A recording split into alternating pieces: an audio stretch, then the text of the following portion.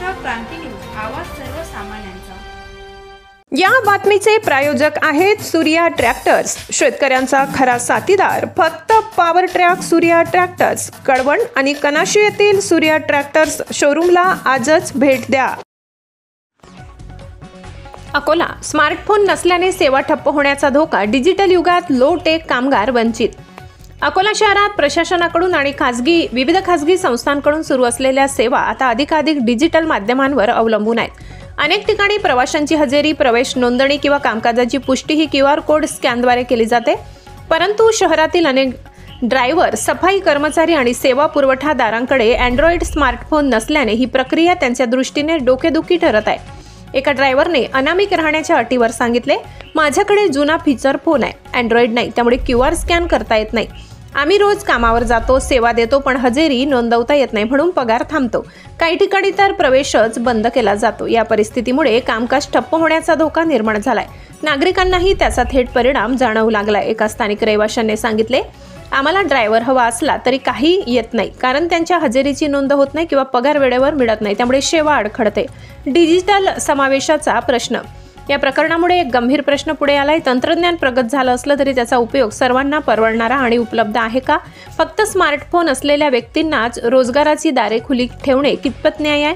Digital तंत्रज्ञानाच्या सुलभतेसोबत त्याचा समावेशक वापर ही सुद्धा काळाची गरज असल्याचे सामाजिक कार्यकर्ते सांगतात। प्रशासनाला मागणी, पर्यायी पद्धती लागू कराव्यात।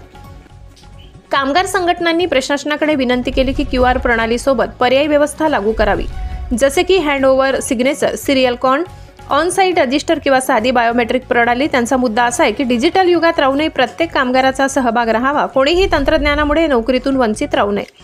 अकोल्यात ही बाब केवळ प्रशासनिक नाही तर सामाजिक समावेशनाचा मुद्दा बनली आहे। तंत्रज्ञान सुलभ झाले आहे, पण न्याय वापरासाठी आता प्रशासनाने संतुलित आणि समजूतदार भूमिका घेणे गरजेचे आहे।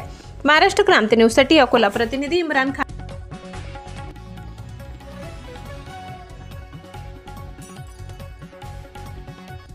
भरवली होती वसुली आणि स्कॅनिंगसाठी, तर काही मित्र आहेत आमचे ड्रायव्हर भाऊ की त्यांच्यापाशी या ठिकाणी अँड्रॉइड मोबाईल नाही आहे। एक मोबाईल आहे तो मुलांच्या शिक्षणासाठी घरी ठेवावा लागते, कारण की ऑनलाईनच सर्व शिक्षण चालू आहे आजकाल। पण ठेकेदार साहेबांचं म्हणणं आहे की बुवा ते तुम्ही आम्हाला सांगू नका, तुमचा प्रॉब्लेम विकत घ्या। 12,000 रुपये महिन्यात, कुठं इथं 12,000 रुपये महिन्यात मोबाईल घ्या का घर चालवा हां। आणि त्याच्यानंतर ठेकेदार साहेबांचं म्हणणं आहे की जर काम नसेल करायचं तर चालले जात, तुम्हाला स्कॅनिंग करावंच लागेल। आणि जे वसुली आहे तर वसुलीचं कॉन्ट्रॅक्टमध्ये ठेवलेलं आहे की बुवा स्वतः ठेकेदार साहेब वसुली करतील, पण आता आमच्यावर जबरदस्ती लादत आहे की बुवा जर कोणाची वसुली 5,000 असेल तर ते तुम्ही तुमची वसुली आहे की नाही वाढवा, आम्हाला 12,000 रुपये पेमेंट देतो हां। त्याच्यानंतर गाडीचा खर्च ते सांगत आहेत, तर जे लोक वार्डात पैसे देत नाहीत तर मग या ड्रायव्हर कुठून आणून देणार पैसे? स्कॅनरसाठी त्यांचं म्हणणं आहे की स्कॅन तुम्हाला करावंच लागत, आणि ते तुम्ही आम्हाला सांगू नका। जर स्कॅनिंग नाही केली तर गाडी सोडून द्या, पगार भेटणार नाही बिना स्कॅनिंगचं। तो पगार कापतील का? हे पगार कापतील का याची? हां, स्कॅन नाही केली, ज्यानं स्कॅन केलं नाही 100% त्याला पगार भेटणार नाही। त्याच्यातून पगार कट करतात का आता पगारच नाही देत, तर हे आम्हाला बी मालूम नाही आहे। त्यांनी सरकं सांगितलं की स्कॅन जो करीन त्यालाच पगार भेटणार, तर ह्या आमच्यावर जबरदस्ती आहे। तुम्ही गेल्या किती वर्षापासून काम करू राहिले सगळेजण? हां, आमच्यापाशी काही ड्रायव्हर भाऊ आहेत की जे ऐकाने 20 जेव्हापासून महानगरपालिका चालू झाली तर त्यांनी ऐकाने छकड्यातून 10 रुपये महिन्याप्रमाणे काम केलेलं आहे।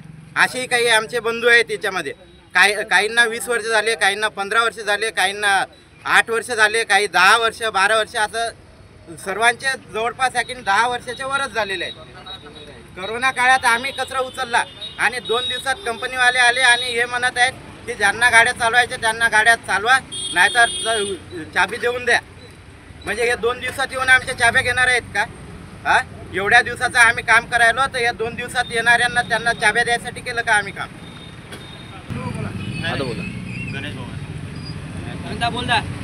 बोला।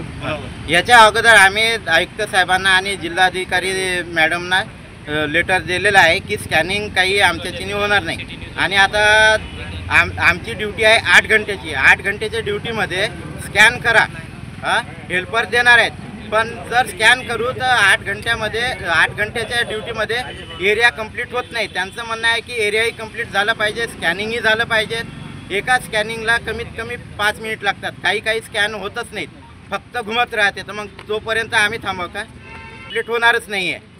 त्यांचं म्हणणं आहे की एरिया बी कंप्लीट करा, स्कॅनिंग बी करा, वसुली बी करा.